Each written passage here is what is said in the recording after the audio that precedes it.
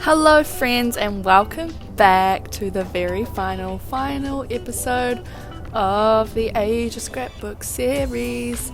Today we are going into Thailand, and I am currently editing this 2 years after it has actually happened, but editing it during all of the corona things that are happening in the world, and it's hurting my heart a little bit, I'm not gonna lie to you. I wish that this is where I was right now, but unfortunately it is not. Anyway, let's crack into it and relive the memories. So, here we are in Bangkok. This aquarium was in a gigantic ass mall that we went to, and yeah, it was honestly just insane. Aquariums are always a fun time. They had dancing penguins and girls at the start, and it was so strange. I've never seen a building with so many floors and so many different things, and it was honestly crazy.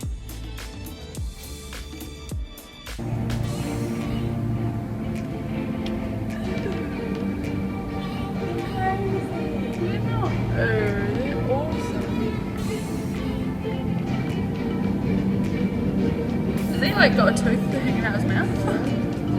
Mate, sort yourself out.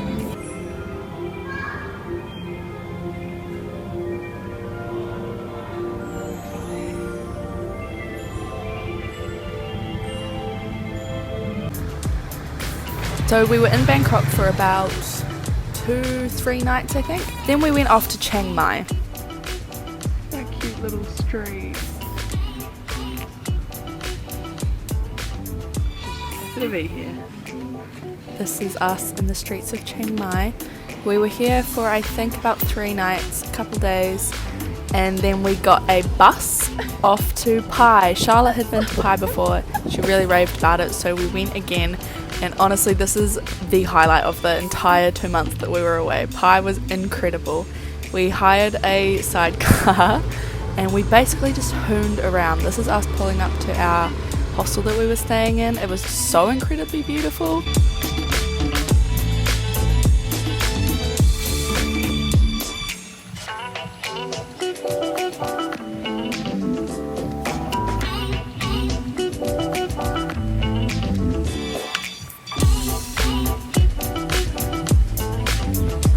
Oh my god, I slipped. Hello, madam. What have you got? This little sign? That little sign? What have you got upstairs? Oh,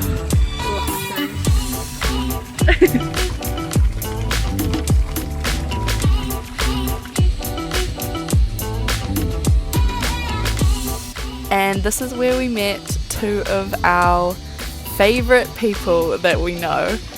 Stuart and Conrad were 2 guys that were travelling together, both from the UK, and we ended up staying in the same room as them. We were all in like a little dorm room. One of the first nights that we were there, we went out for dinner, the 4 of us, and there was a huge storm and a massive power cut, and this is us sitting in the restaurant while it's chucking it down with rain, and it's like pitch black, and we ended up like having dinner in the dark and then running home in the rain, and that kind of just bonded us from there.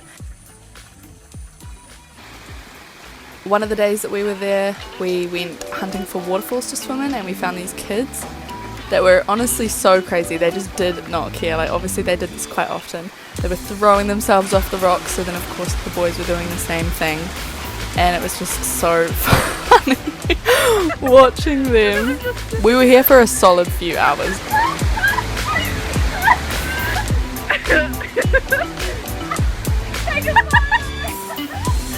I can't deal with him. He's crazy.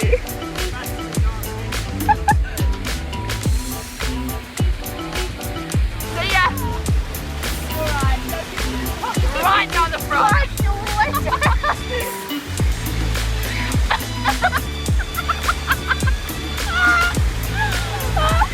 What the hell?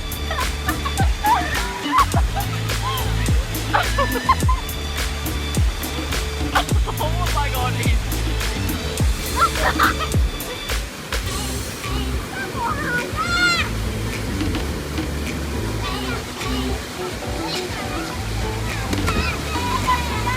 And we never saw him again.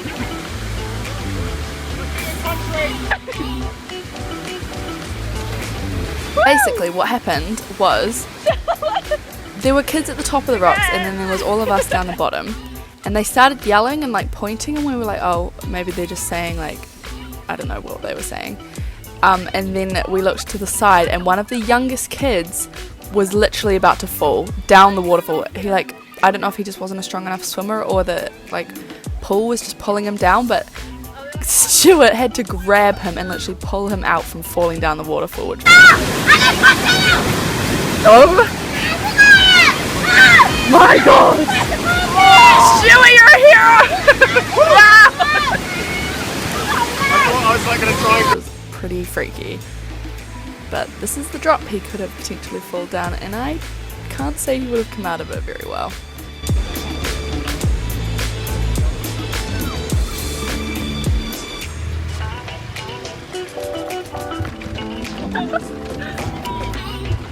Oh my god! That was so close. So after that waterfall, we went to find another one, and honestly, while we were driving through the streets like this in our little convoy of motorbikes, Charlotte and I were blasting music, and we were just like thinking to each other, this exact moment is a moment that we're for sure gonna look back on in a couple of years and just be like, damn, I wish that we were there again. And we do. We constantly message each other about like just the amazing times that we had. I love it. Here we are. This is us walking to find a new waterfall, and this is one of the ones that we found.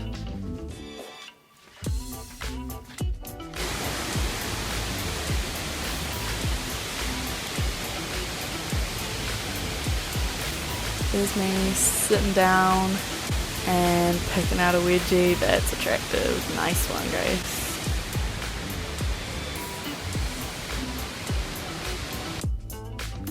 And then one of the other days we went canyoning. So basically Pai has a lot of canyons that you can like walk over with a pretty steep drop if you fall, but it was really cool to see. Charlotte and I went around to lots of temples on our little motorbike, and we just basically explored Pai. It's really not that big of a town. Village? City? Not sure. But it was incredible, the like little hidden things that you found.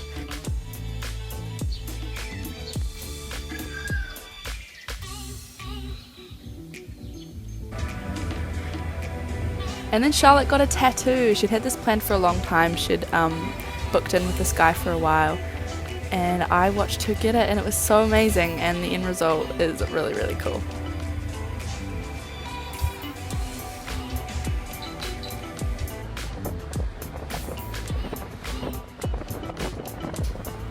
On one of the last days that we were in Pai, 4 of us went to like a local village where you could see people in traditional wear and doing traditional jobs, and it was really amazing to see. And this is some of them with the rings around their neck.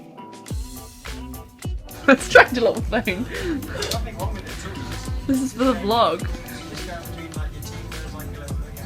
And then we came back and Stuart showed us how he flossed his teeth. It's not all exciting when you're travelling. This was riveting information.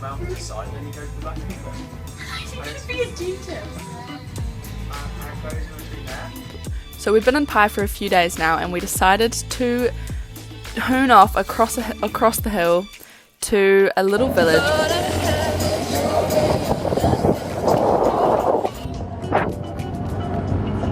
It's about an hour's drive away, and I really cannot remember what it was called, I'm sorry. Basically, it was super uphill, like the ride to get there. In our little sidecar, it wasn't having fun trying to pull both of us up the hill. So there were a few occasions where I had to get out and run up the hill, and Charlotte would slowly drive the sidecar up the hill. Okay, don't go too far.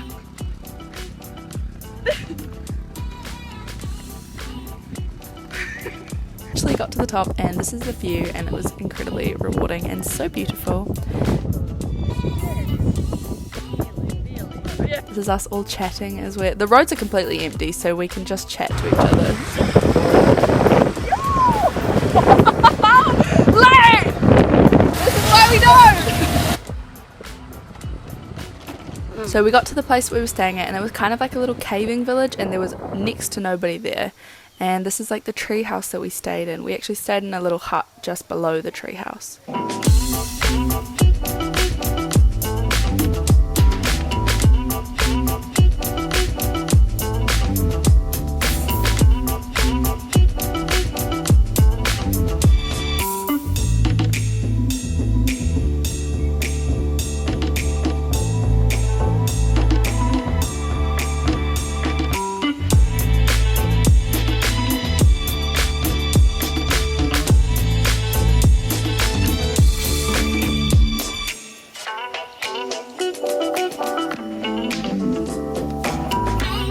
So I'm super claustrophobic, and this is like a caving town. Yeah, not really up my alley, but I stood at the entrance while everybody else went. Basically, like, you sat on like a raft and then through the caves with like a guide, and yeah, no, I really wasn't feeling it. And when they came out, they were like, I'm so glad that you did not come with us because you would have hated it. It was pitch black.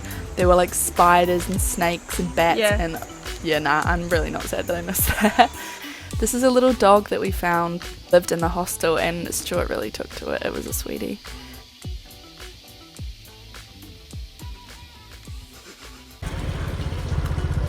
We're at the top, but where is the top? We won't ever know.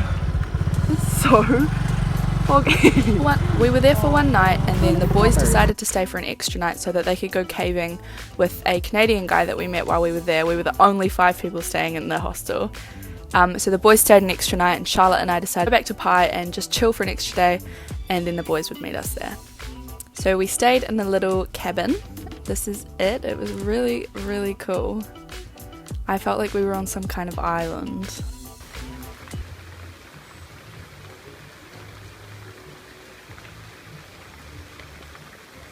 So then the next day the boys joined us, and we got a Airbnb and we all stayed in it together, and it was incredibly fun.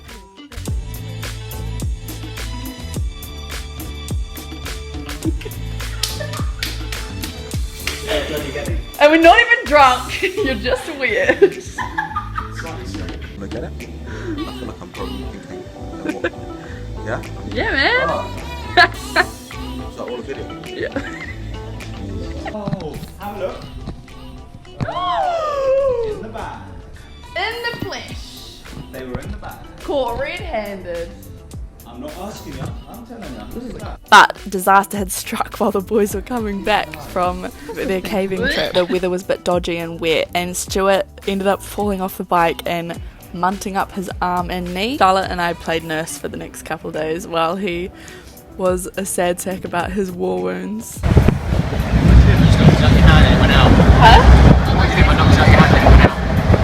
I'd bet you go get it. With your weepy arm.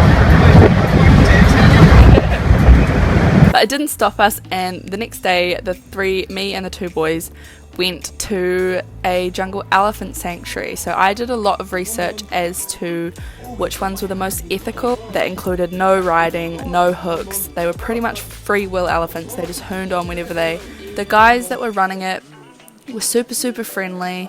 They'd call for the elephants, and then they came round from like wherever they were in the field. If only I had some bananas. And we could feed them. If they didn't want to come into like the little feeding bit, then they like weren't forced to. They were just kind of roaming around, so that was really good to see.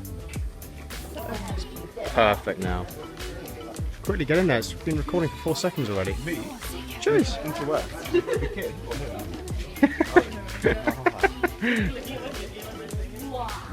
This one's a showman.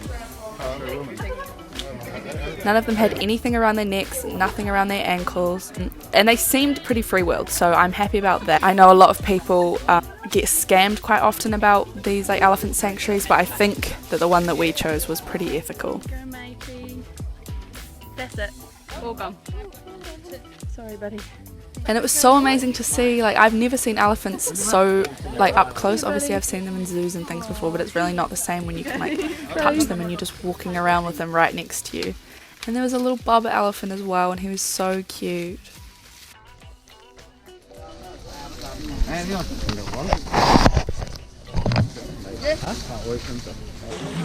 Oh! Beautiful. Long time no see you, my friend! So we got to feed them, and then we got to go into a lake. I don't know if you could call it a lake. It was basically a crater full of mud and elephant poo, but you go in there and you chuck the mud on each other, you chuck the mud on the elephants, give them a good scrub down. I just got that right on the top. You've got to get around the other side. Was that you? You hit me right on the top of the It is like battleship. You. Was what me? Whoa! This one good money. Good for the body. Yeah, I've got to what? Come on! And then you walk, well basically they walk, you follow the elephants to the river, and then they go into the river and they honest to God just chuck themselves in. It's so cute. They just like dive in, and then you pick up water, pop it on them, wash all the mud off, and they seemed pretty happy.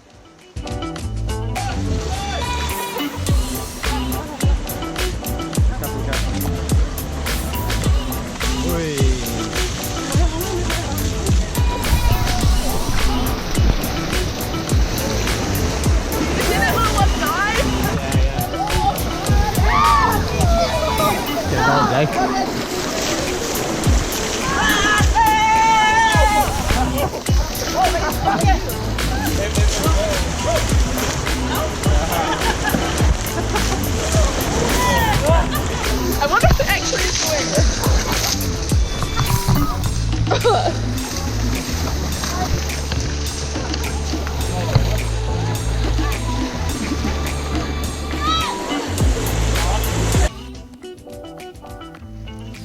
This was such a cool experience. I would honestly recommend it so much. The guys who were running it were so nice and so funny. It was such a cool experience, and yeah, I'm not sure where else you would get to be up so close with such a cool creature. Come here. Look at this. Big hug, big hug. Get out. Big hug. Down here.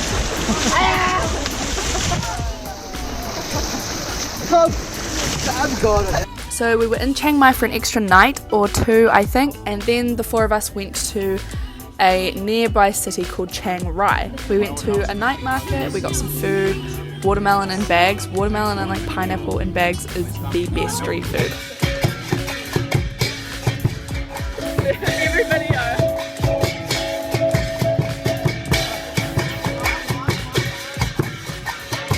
And the next day we went to the White Temple, which was this insane temple, and it had like the hands of the dead like coming out of the ground.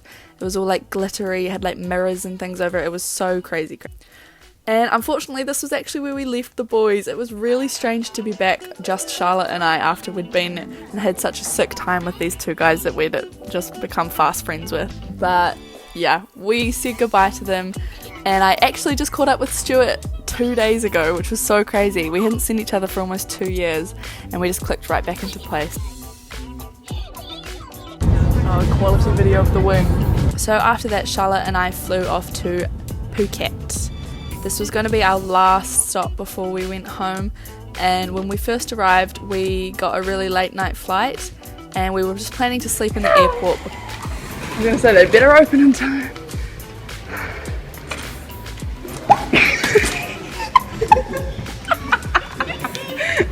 Then we got to the airport. We ended up getting a pretty sketchy Uber to this random like 24-hour cafe that we found.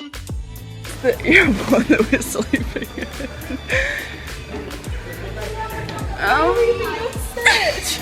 And we just slept outside on one of the tables at the cafe, and we kind of like took turns sleeping, but we didn't want to have to pay for a whole night in a hostel when we weren't even there for a full night. Sorry mum. Sleep. And then when we woke up we went for a walk along the beach, and this was our view. This was about 200 meters away from where we were staying, which was so nice. And then we were off home, and it was such a strange, sad feeling. I know, I've really let myself down here. It's because we haven't eaten anything. Look at this shot, would you?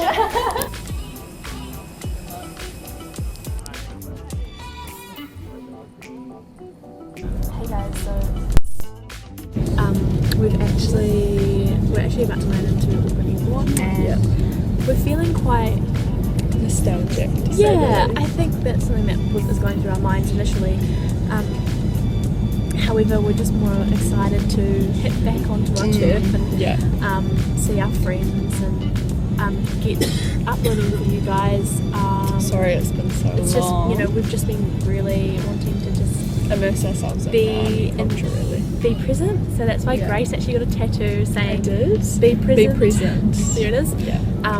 And that kind of reminds her to always be true to herself and live in the moment. And we're all human beings, and we're all here for a purpose. And yeah, that's all I want you guys to know. Thank you so much for supporting us, like all 100 of you, like coming with us awesome. on the journey. Maybe less than 100, maybe like 50 or something. Like maybe last like 20. time I checked, I couldn't believe it when I checked it. But thank you so much, guys. It was such an incredible time, and I'm so grateful that Charlotte and I got to experience this together, because it has bonded us for life, and we got to see such amazing things, we got to do such amazing things, we got to meet such cool people, and I would really honestly recommend Asia travel for anybody, any age. Just go for it. It's so rewarding. Thank you guys so much for watching. I really hope that you've enjoyed this series as much as I have enjoyed reliving it, and I'll see you very shortly with some new videos. Bye bye. Mwah.